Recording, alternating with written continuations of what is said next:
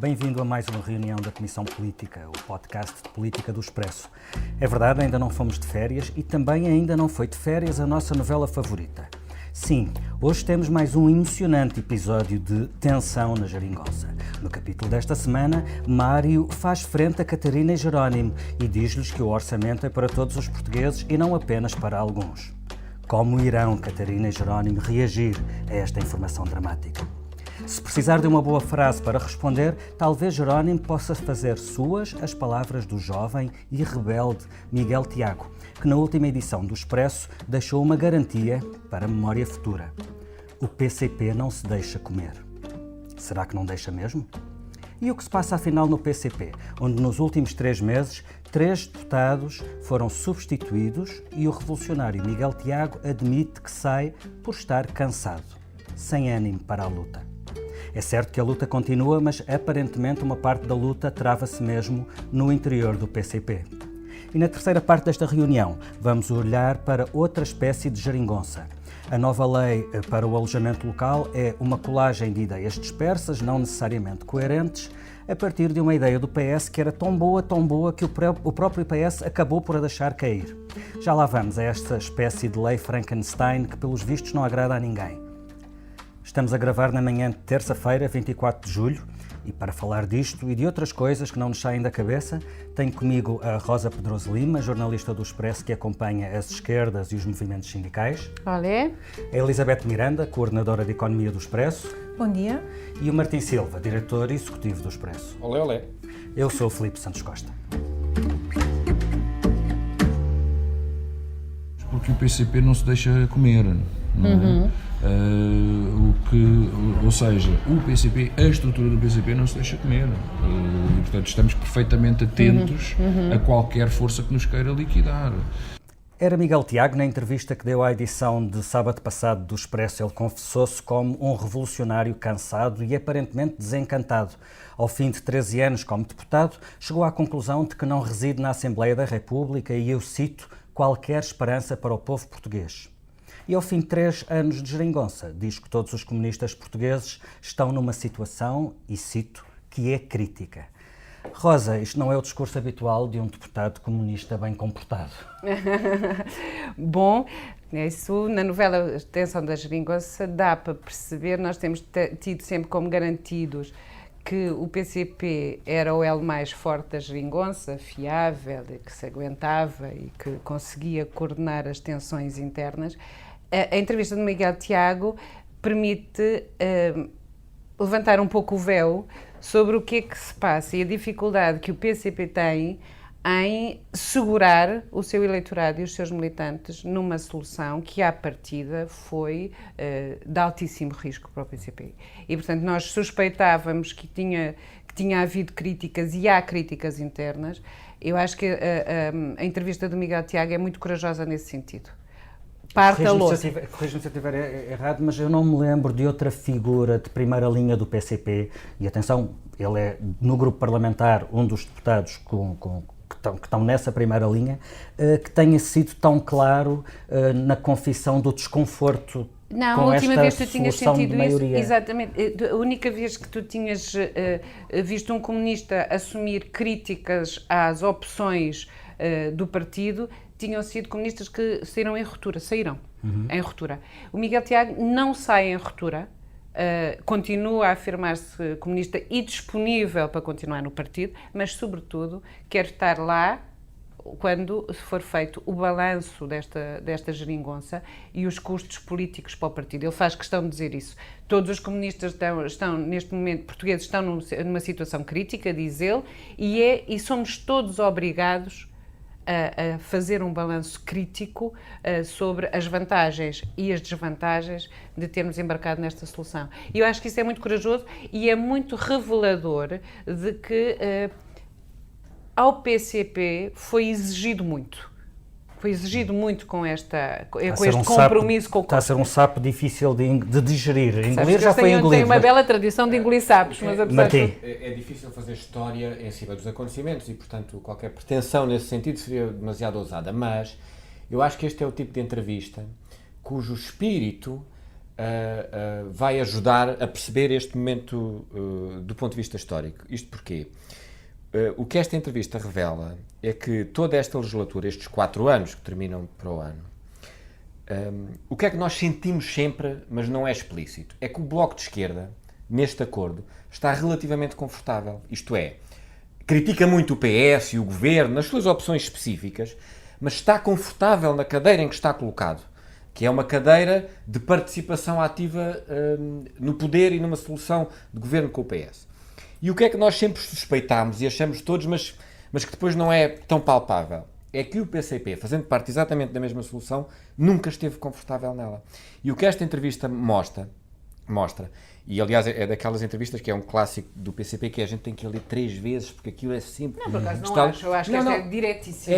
Mas as Miguel palavras... Tiago não é conhecido pela sua subtileza. Não, mas aquilo honra seja feita. mas nunca é explícito. Isto não se deixa comer. Estamos numa situação crítica. Não, mas repara bem, ele diz assim, eles nunca dizem que são contra. Eles dizem isto merece muita reflexão. É deste ponto de vista que eu digo que quando se lê o PC... porque ele não está em ruptura, é isso que eu te digo. Ele quer estar dentro para criticar. Sim, isso é que é novo. Não, mas uma questão é ele e o partido. O que eu digo é o partido. Isto mostra verdadeiramente uma coisa que existia desde o início. É que o PS pode ter como adversário, do ponto de vista político, o Bloco de Esquerda. E, portanto, depois acabam por se aliar. O PCP nunca foi verdadeiramente um adversário do PS. Foi um inimigo ao longo de 40 anos. E, portanto, isso é que dói, e que o esmaga e que se sente ali uma espécie de peso gigante sobre a cabeça ao fim de 4 anos. E, sobretudo, eu acho que a reflexão que depois que me deixa esta entrevista é dizer assim, bem, a gente depois ouve isto e diz assim, nem é a questão do orçamento, isso é peanuts, e depois de 2019. Ou seja, é muito difícil o PC alguma vez, tal como eu vejo, eu achava isso, e esta entrevista ajuda a perceber isso, voltar a participar de uma maneira tão empenhada, ativa, com um compromisso. E sobretudo o PCP pós-Jerónimo, não sei se lhe vai cobrar isto ou não. Pois, Repara, um dia antes da entrevista, de sair a entrevista do Miguel Tiago, na edição do Expresso no sábado, saiu uma entrevista do João Oliveira no Público, em que o líder parlamentar dava a entender que, por muitas que sejam as dificuldades, o melhor será o PCP manter um pé no poder, será melhor isso do que voltar à ruptura. Portanto, aquilo vai ali alguma confusão. Não, mas deixa-me só acrescentar, porque é que a equação não é fácil? É porque, assim, os 3 partidos estiveram sentados mais ou menos à mesma mesa, objetivamente sentados à mesma mesa. E a questão é, numa próxima legislatura ficam 2 e um fica de fora? Mas esse ganha ou perde? Bem, pode ganhar se aquilo correr mal, mas pode perder se correr bem. Digamos até a equação que seja qual for a solução, não é unânime no PCP. Pois, isso é muito interessante. Mas que não é unânime, sabemos desde o início. Sabemos não, porque o Comitê Central é sempre aprovado. Sabemos porque, nomeadamente, tu escreveste sobre a tensão que existia, não na geringonça, mas dentro do PCP. E isso existiu desde o início, desde que foi feito este... Aliás, o acordo foi aprovado por essa maravilhosa figura de retórica que é unanimidade, que eu revelei ao mundo. Unanimidade informal. A minha questão é, havendo essa divisão desde o início, ela agravou-se? É hoje mais profunda do que era há 3 anos? Conseguimos saber isso naquele bunker onde eles viam? Nas entrelinhas da entrevista do Miguel Tiago, acho que se nota isso, como também a notícia que também damos nesta edição, de que nos últimos 4 meses 3 deputados pediram para ser substituídos. Todos por razões profissionais, pessoais, etc. Mas, na verdade, se tivesse tudo um mar de rosas, ninguém pediria para ser substituído. Podemos dizer que os 3 deputados que saíram alinham todos por uma linha dura? Podemos, mas eu não tenho a certeza. Ok. Mas estas 3 saídas são já uma espécie de vassourada? É difícil, nem a Ana Virgínia, nem o João, exatamente, nem o João Ramos quiseram falar e, portanto, daí a coragem de Miguel Tiago ser ainda mais de... Mas deixa-me só acrescentar, mas não deixa de ser paradoxal, é que isto correu bem, que há 3 anos... Mas já não está a correr tão bem. Dizes tu, é verdade, no PCP há quem acha que não. Não, mas não é isso, que há 3 anos tivessem dúvidas, eu percebo, agora, correu bem. correu bem, sobretudo porque, a julgar pelas sondagens, os eleitores do PCP continuam, neste momento, a aprovar esta solução governativa, não é? Agora, eu acho é que a Geringonça e o PCP saem deste acordo um pouco debilitado e a engolir mais desaforos do que aqueles que engoliu, nomeadamente ao nível da legislação laboral, que é uma reforma emblemática para a esquerda e onde o governo lhes tira completamente o tapete ao fazê-la à direita. Eu acho que este será um dos chapos especialmente difíceis de engolir e que gerará um desconforto especialmente grande dentro do partido. Foi sendo empurrado com a barriga ao longo dos anos, estava prometida para 2016, foi para 2017, Mas não 18. fazia parte dos acordos iniciais Não fazia parte, mas estava no programa do governo e estava de tal molde que tudo fazia crer que haveria aproximação entre o PS e a esquerda. Portanto, naquilo que é o património da esquerda, deixarem o PS aliar-se ao Rui Rio, eu julgo que isto pode ser visto como uma traição especialmente difícil de engolir. E na verdade, se não há acordo sobre leis laborais, que acordo é que há à esquerda, não é? Exatamente. E não concordo com o Martim. Correu bem se tiveres as autárquicas entre parentes, não é? Porque a parte das autárquicas não correu nada bem ao PCP. É verdade, esse ponto é importante. E acredito que pesa no tal bunker que estávamos a falar, admito que pese, no sentido de eles acharem, olha, isto, no que conta no final do dia, que é perceber quantos votos é que nós temos, se calhar isto não foi bom. E continuamos a falar disto tudo, mas agora com a capa do nosso Guilty Pleasure. Tensão na Geringonça. Sejam bem-vindos ao Jornal da Noite. O Ministro das Finanças rejeita a possibilidade de os professores recuperarem todo o tempo de serviço que esteve congelado. Mário Centeno diz que o orçamento do Estado do próximo ano é para todos os portugueses e que não vai pôr em causa o equilíbrio das contas públicas. Já sabíamos que não há dinheiro, agora ficamos a saber que ou há moralidade ou comem todos. Ou melhor, não comem porque não há bolo para distribuir. Há meses que os avisos de Mário Centeno sobre o próximo orçamento, seja em discurso direto, seja em notícias oriundas do Ministério das Finanças, vão no mesmo sentido. O orçamento do ano eleitoral não será um típico orçamento eleitoralista. Se no início do mandato o Governo foi capaz de contentar tudo e todos, agora chegou a hora de Centeno fazer de polícia mau. Martim, o Mário Centeno, que vai fazer o último orçamento antes das eleições, é o Ministro das Finanças de Portugal ou o Presidente do Eurogrupo? Eu acho que é as duas coisas e não acho necessariamente que seja mau que ele seja as duas coisas. Portanto, nesta novela ele não faz necessariamente de gêmeo mau e gêmeo bom. Quer dizer, eu diria que faz de gênio mau para quem é mais eleitoralista e eventualmente para quem acha que os compromissos europeus têm que ser cumpridos. É mais gêmeo, não é gênio. Agora, eu disse gêmeo. Atenção na Geringonça, para usar aqui a a nossa expressão favorita. Neste caso do orçamento, eu acho que isto é uma espécie de... Existe atenção, mas isto é como os filmes do mocinho e da mocinha. Eles, no fim, acabam por ficar felizes e juntos. E, portanto, tirando esta parte, que eu acho que há aqui uma espécie de psicodrama que existe sempre e que faz parte da coisa e que, no fim, vai ser tudo aprovado, eu achei a entrevista de Centeno muito interessante. Sei que pode parecer estranho, mas gostei muito de a ler e achei-a particularmente incisiva. E acho que os recados de Mário Centeno, que são, à primeira vista, e à segunda e à terceira, muito para os parceiros da Geringonça e, se quisermos, para os poderes que existem ali à volta, nomeadamente na questão dos professores, mas também são, em boa parte, para dentro do Governo e para dentro do PS, pelo facto de nos aproximarmos de ano eleitoral quer dizer, todos os ministros e todo o PS vão querer dar o maior número de bombons possíveis. Mas isso não é preocupante, não é? Ou seja, quando o ministro vem dizer que não há dinheiro e não há dinheiro para os professores, na semana em que aquele bizarro ministro da Educação vai finalmente reunir com os sindicatos para lhes apresentar as contas, o Ministro das Finanças vem claramente dizer as contas estão feitas e são estas. Isso é que é extraordinário. Portanto, eles não tinham nomeado um grupo de trabalho há 2 semanas para fazer as contas. Olha, Elizabeth, consegue-se esclarecer-nos? Então, há contas ou não há contas? O Brandão Rodrigues... Há contas já há vários meses, elas são... Não, a metodologia... Números há. Números Eu não sei se há contas, porque há 2 semanas nomearam um grupo de trabalho para fazer as contas. Para detalhar as contas, e são essas contas, e nomeadamente a metodologia, que é o que é contestado pelos sindicatos, vão ser apresentadas amanhã. Portanto, mas eu na entrevista de Mário Centeno já vi contas. Ele dá 107 milhões de euros para progressões na carreira dos professores. Ponto. Sem dúvida, o Governo ou já querem tem... ou não querem. Está feito, está fechado. Isso é o que vamos ver, não é? Porque depois também temos essa posição de irredutibilidade. Mas não é só irredutibilidade. isso. Ele diz que os 107 milhões são para as progressões abrangidas pelo descongelamento já feito a partir de 2018. E depois o outro bolo é o tal bolo para contar os 9 aninhos. Mas há outro bolo? E aí é que divergem. Eu já ouvi falar em 600 milhões. Ontem vi Mário Nogueira dizer que são só 300 milhões.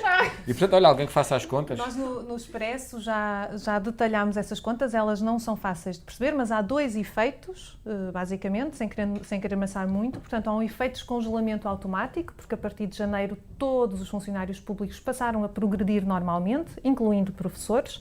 E é esse efeito que Mário Centeno fala. Portanto, em 2019 vão ser já 57 milhões. A questão é o que é que se faz com o tempo que está congelado para trás.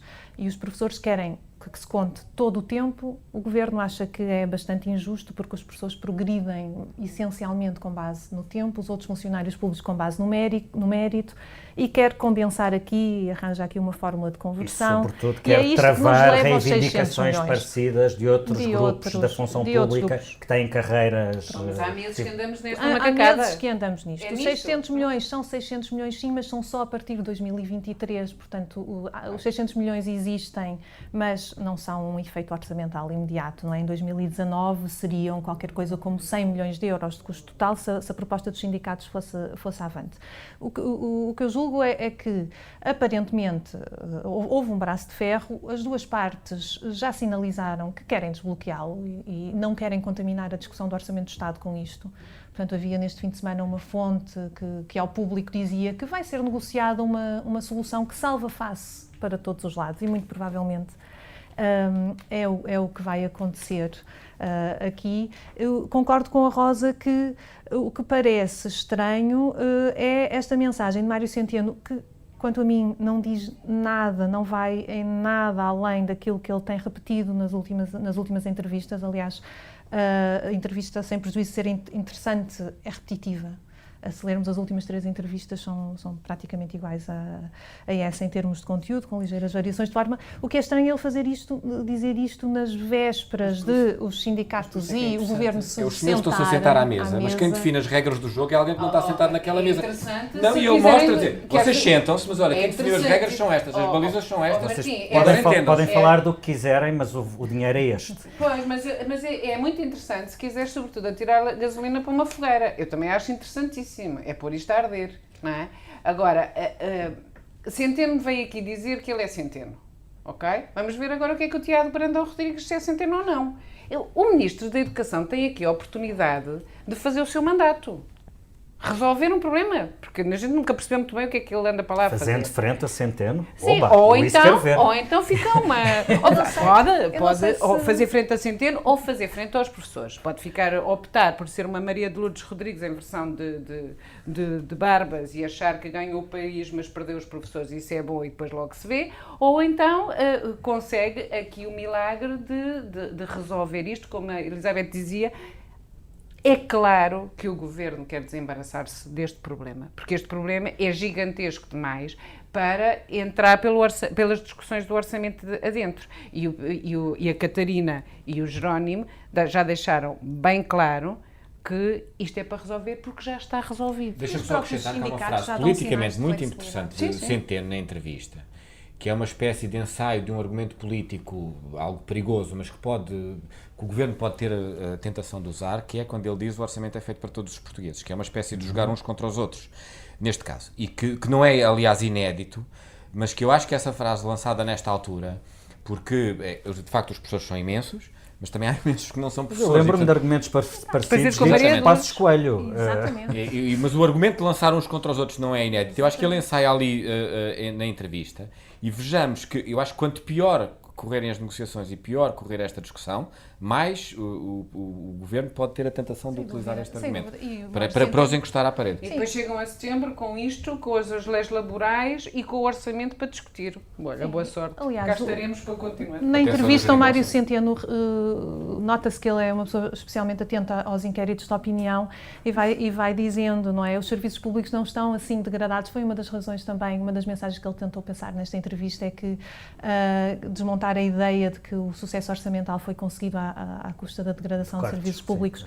Ele diz, atenção, não, a população não está assim tão insatisfeita com a saúde e no caso da educação socorre-se também das sondagens que dizem que a maioria da população está contra a retoma. Há 2 semanas no Expresso havia uma sondagem que 70% dos inquiridos estava contra a contabilização do tempo total de carreira dos professores. Será por isso que o Governo já não parece ter assim tanto medo das manifestações da FENPROF?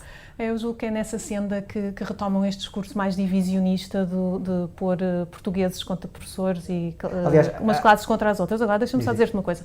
Nós estamos aqui a falar de Mário Centeno como personagem principal nesta história e eu não sei se o papel dele será assim tão relevante, porque numa outra entrevista que ele deu aqui há uns tempos, ele assumia com bastante humildade que manda muito menos do que aquilo que se possa julgar. Eu acho que é à luz. Eu acho Isso é para a gente dizer, não é nada. Eu acho que à luz dessas, eu acho que podemos ler também estas declarações à luz desse papel delicado que ele tem no Governo. Ele faz como dizia o Martim, faz um aviso à geringonça, mas faz sobretudo um aviso para dentro do Governo, porque este é um ano em que haverá muitas tentações eleitorais e muita gente de mão estendida. Elizabeth, deixa-me só detalhar uma coisa. Tu falaste do facto de Centeno estar atento às sondagens. Aliás, na entrevista ao Público, ele cita as sondagens segundo as quais o eleitorado dá importância à sustentabilidade e os eleitores consideram que a sustentabilidade das contas públicas são um ativo insubstituível. E isto o que me diz não é que o Governo não governe para as sondagens, governa é para outras sondagens. Já não tanto para o eleitorado de esquerda, mas para o eleitorado do centrão, aquele milhão de eleitores que gosta de políticas moderadas, ao centro, contas certas, equilíbrio orçamental e que são os eleitores que decidem vitórias. Parece-me que sim, parece-me que o Mário Centeno não quer ser o ministro que deixa um legado armadilhado para o seu sucessor. Ele já tem basicamente um lugar na história por ter governado neste período contra todas as previsões. Aliás, uma das mensagens que ele repete sempre nas entrevistas é que conseguimos o que ninguém julgava possível, até estamos a acertar naquilo que eram as previsões do cenário macro que foi tão ridicularizado, não é? Mas o meu ponto é que as políticas financeiras de Mário Centeno estão perfeitamente em linha com a guinada do discurso de António Costa, virando o discurso do Governo para o centro, para as preocupações do eleitorado do centro. Esse é o ponto. Esse é o ponto. O PS, António Costa virou ao centro à procura desse eleitorado e as políticas de Mário Centeno encaixam nas preocupações desse eleitorado. Sem dúvida. Deixa-me só levantar, para finalizar esta parte, o Expresso trazia no sábado outras contas, segundo as quais em 2018 o orçamento do Serviço Nacional de Saúde foi o mais baixo dos últimos 15 anos em percentagem do PIB, apenas 4,3%. A parte divertida é que logo no sábado Catarina Martins apressou-se a desvalorizar isto, explicando que não foi o dinheiro para a saúde que diminuiu, mas o PIB que cresceu.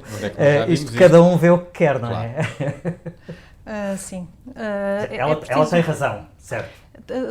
Tecnicamente, Catarina Martins tem razão, mas... Sim, mas quer dizer, os números são muito importantes para retratar realidades, mas não podem ser vistos de forma isolada porque nunca contam a história toda. Portanto, em termos estruturais, nós sabemos que temos um Serviço Nacional de Saúde cronicamente subfinanciado, que somos um dos países que menos investimento público em saúde faz e, sobretudo, somos um dos países onde a população mais participa no esforço de saúde. Portanto, os portugueses são chamados a pagar muitos custos de saúde se compararmos com a média europeia. Portanto, há aqui um caminho a fazer.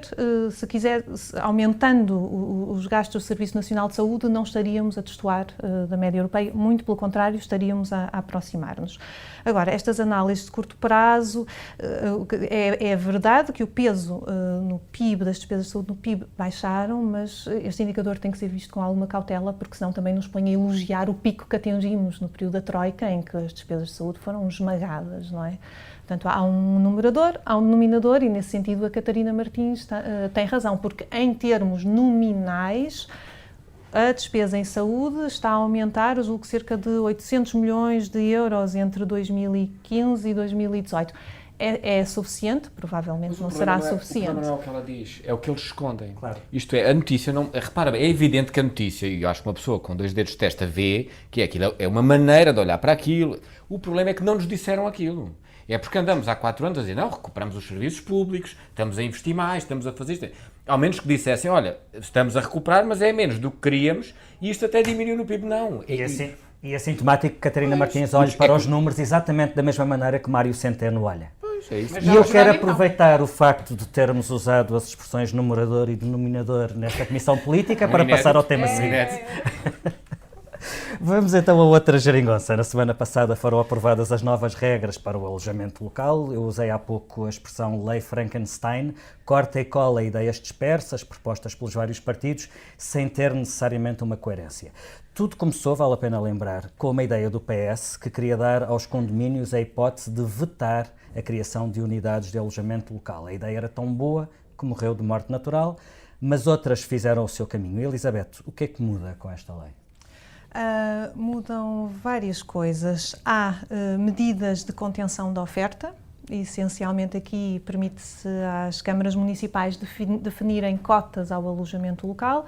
Não se pode dizer que ninguém tenha sido apanhado desprevenido com esta medida. Existem várias outras... É uma reivindicação de autarquias como Lisboa. Exatamente, existe noutras cidades europeias. Eu julgo que os próprios proprietários e pessoas que exploram o alojamento local já estavam conscientes de que isso poderia acontecer.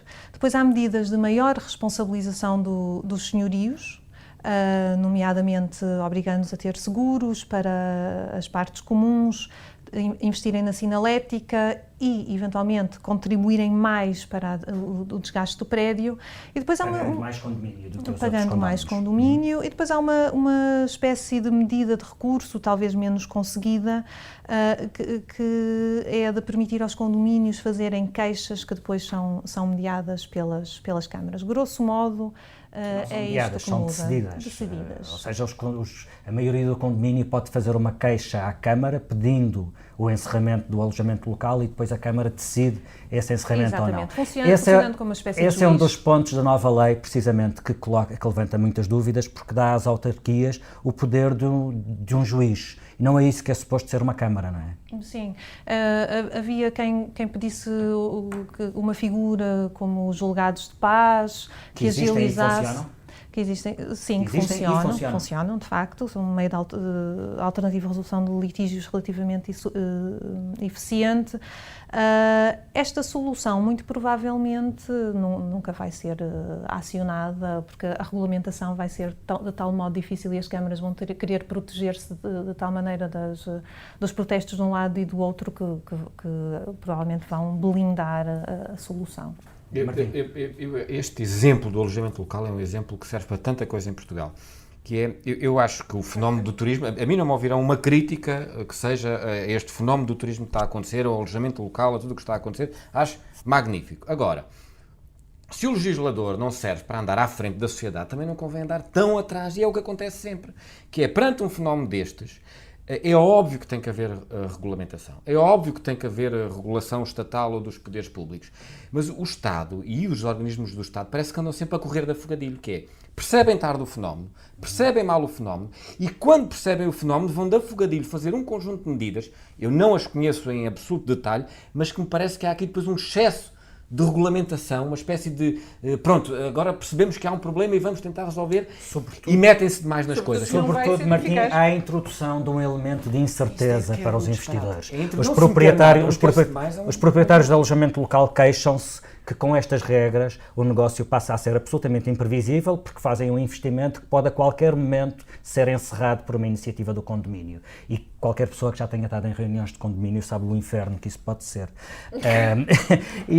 Portanto, para além disso, na verdade este é um problema de 3 ou 4 freguesias de Lisboa e 1 ou 2 no Porto. Porquê tanto chinfrim com o alojamento local?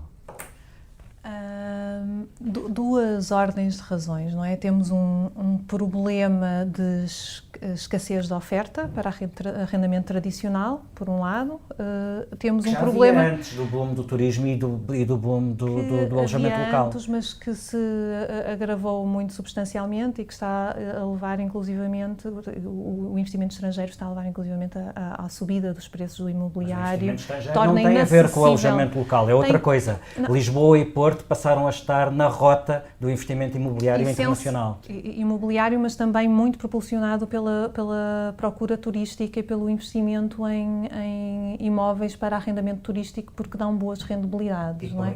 E pelo investimento para imóveis para abrir hotéis, e curiosamente não vejo ninguém preocupado com o facto da Câmara de Lisboa continuar a licenciar hotéis na Baixa como se não houvesse amanhã. Um prédio onde está um hotel podia estar a habitação permanente. Sim, mas este é apenas a questão dos preços e da escassez da oferta, é apenas um dos problemas. O outro problema tem a ver, de facto, com a vizinhança, com problemas de vizinhança que alguns alojamentos locais trazem e com a descaracterização de alguns bairros. São dois bairros que estavam ao abandono antes de haver o investimento para o alojamento local.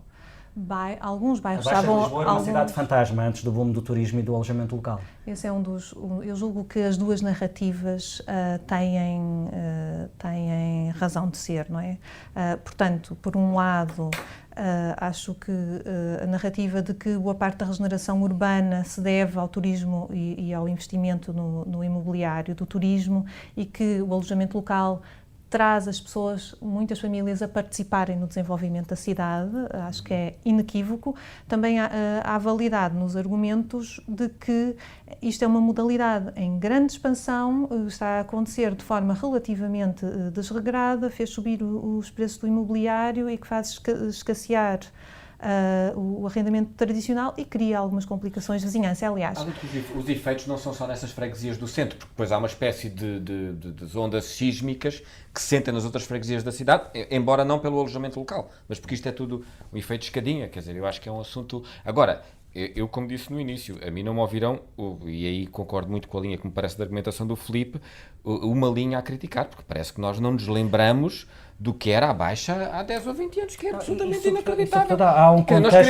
Nós queremos ir a Paris à vontade e visitar aquilo, mas depois não queremos que venham cá visitar. Mas não quero mudar de assunto, mas pronto. Mas há um contexto neste momento que encaixa com aquilo que estavas a dizer dos poderes públicos reagirem tarde e às vezes, se calhar, no momento errado. É óbvio, quem acompanhou a campanha autárquica de Lisboa ainda há menos de 2 anos, quando o presidente Fernando Medina dizia que não havia um problema com a habitação, e aliás as propostas sobre a habitação do Bloco de Esquerda permitiram que o Bloco tivesse um bom resultado eleitoral, porque foi muito proativo nessa matéria.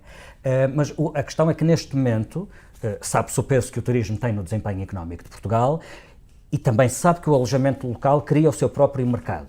O que é extraordinário é que neste momento está a abrandar o crescimento do turismo tradicional em Portugal. E a dúvida é, será inteligente lançar a incerteza total sobre um negócio que cria mercado e que pode compensar o turismo tradicional?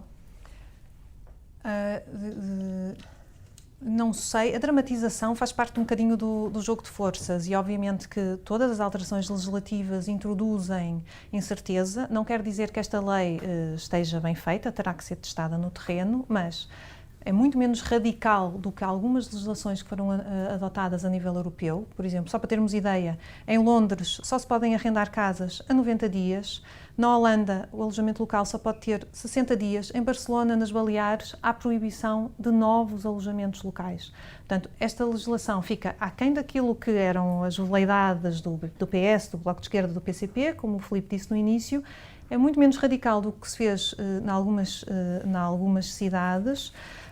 Este é, para todos os efeitos, um fenómeno novo que, obviamente, cujas soluções têm que ir sendo testadas. A dramatização, como dizia, faz parte. Eu ainda me lembro, em 2016, quando o Governo subiu os impostos ao alojamento local, que na altura pagavam só sobre 4% da faturação em IRC e 15% da faturação em IRS, considerava-se que tudo o resto era custo. Obviamente, parece-me a mim uma coisa bastante desequilibrada.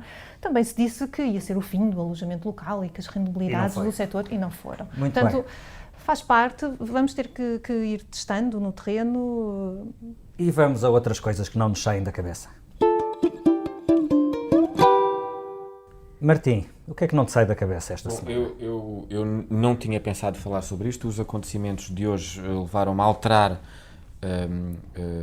o assunto sobre o qual eu vou falar, pela simples razão que também estou a pensar em coisas diferentes e vou falar sobre isto. Os terríveis incêndios florestais da Grécia, que à hora que fazemos este programa já ia em 60 mortos, numa zona balnear junto a Atenas.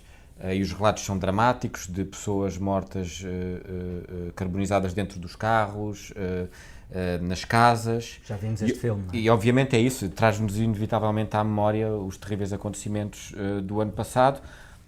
Até agora este ano em Portugal, felizmente, não tem havido incêndios, mas é algo que, ou incêndios com essa dimensão, mas é algo que não nos deve, pelo menos a mim não me sai da cabeça. Elizabeth, conta-nos tudo, o que é que não te sai da cabeça? Uma coisa menos dramática, mas relevante, que tem a ver com a falta de transparência das nossas instituições públicas, a forma como os nossos políticos e os dirigentes públicos olham para a informação e aquilo que é o bem público. Esta semana tivemos a bizarria de conhecermos dados da Segurança Social sobre pensões através da Pordata, que é uma entidade privada. São números que o Ministério da Segurança Social não publicou, que não divulga a pedido aos jornalistas, mas que, por qualquer razão, foram divulgados por uma entidade privada. A Pordata tem todo o mérito, tem, aliás, o grande mérito de ter conseguido traduzir para a população em geral aquilo que é a informação estatística mais complicada. Mas eu ainda me lembro do tempo em que Vieira da Silva protestava veementemente no Parlamento contra o governo anterior porque lhes negavam informação pública essencial. E também me lembro de Vieira da Silva, no programa de governo, ter prometido acabar com os problemas de falta de transparência no Estado e publicar uma mega base de dados estatística com informação pública. E agora, no seu próprio Ministério, sabemos de informação relevante através da Pordata. Ora, aí está uma coisa surpreendente. Alguém que promete e chegando ao governo faz o contrário. Olha, a mim não me sai da cabeça o que se passa com a CP e com a TAP. As notícias sucedem-se em catadupa. A CP conseguiu a decisão extraordinária de suprimir o primeiro alfa de Lisboa, o primeiro alfa do dia de Lisboa para o Porto. Os comboios da linha de Sintra são menos à hora de ponta, suprimiram comboios à hora de ponta na linha de Sintra. Na semana passada houve uma notícia absolutamente extraordinária. Um conjunto de deputados do PS foram para a linha do Oeste para protestar contra o serviço da CP. E depois, chegando à estação, o comboio em que eles tencionavam embarcar tinha sido suprimido e os deputados do PS tiveram que fazer a viagem de carro e, por causa disso, chegaram ao destino 2 horas mais cedo do que o que estava previsto. Isto é tudo extraordinário. Na TAP passam-se coisas inenarráveis, o número de cancelamento de voos, o que se passa nas ligações aéreas para a Madeira é pornográfico. E estamos a falar de uma região para cuja economia as ligações aéreas são decisivas, sobretudo por causa do turismo. Aliás, já há uma comissão parlamentar de inquérito no Parlamento da região autónoma da Madeira sobre o que se passa na TAP e, perante isto, há um ministro que tutela as infraestruturas e os transportes, ele chama-se Pedro Marques, para quem não saiba, e que está a conseguir espantosamente passar pelo meio dos pingos da chuva. Ele deve ter uma excelente agência de comunicação, há ali um spin magnífico, porque parece que não se passa nada e este governo, que até conseguiu reverter a privatização da TAP para garantir que o Estado tem a maioria do capital, a TAP faz o que lhe apetece e o governo não lhe apetece fazer nada. Rosa, e a ti o que é que não te sai da cabeça? Olha, também não me sai da cabeça uma coisa dramática, que foi ver o ex-ministro Manuel Pinho no Parlamento e ter de levar com as tiradas meias anormais dele, como dizer que não estava... Acho que nunca tínhamos usado a expressão tiradas meias anormais.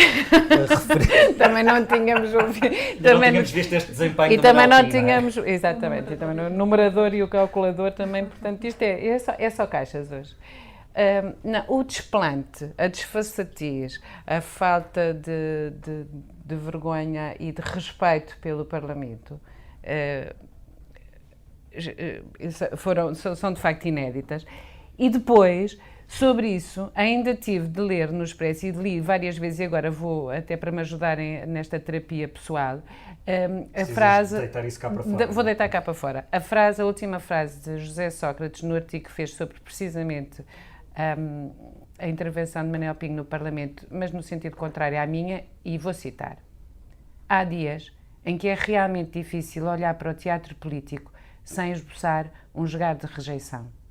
Isso é uma frase com a qual eu concordo, mas é de José Sócrates. E pronto, ficamos por aqui esta semana. A edição multimédia desta reunião da Comissão Política foi da Joana Beleza, a ilustração é do Marco Grieco e a música é dedicada ao engenheiro José Sócrates e a Manuel Pinho. Como é que tu disseste? Manuel Pinho o quê? Já agora vamos esquecer, que expressão tão boa. Enfim, Tiradas mais ou menos a nós. tiradas meias enormes. Então esta é para ele.